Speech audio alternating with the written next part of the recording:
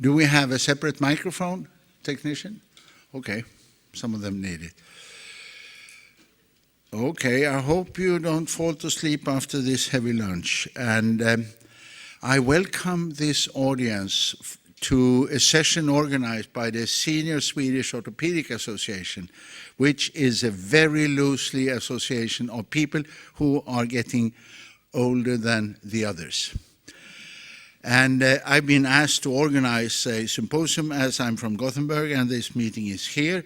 And I felt that we have so distinguished retirees that still are working and still are very active.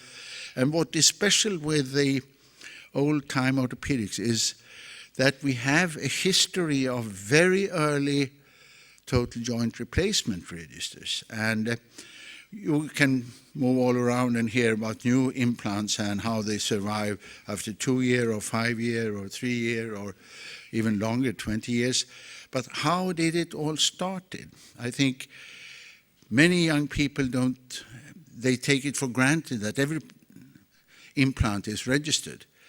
But it didn't come without some effort from some people who put very much effort to make this something that we take for granted and we rely on when we judge new things that are put in. So I'm very happy that my colleagues have accepted to talk about the knee, Lars Lidgren, who was there when it started, and the hip, Peter Herbert, who started it. And although you are retired, Anders Henriksson, the register is not that old.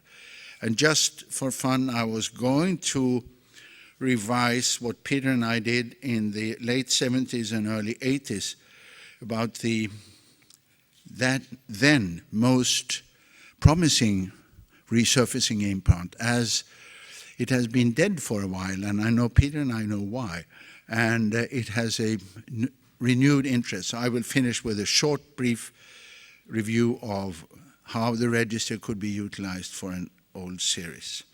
So please, I will give the table and the microphone to Lars.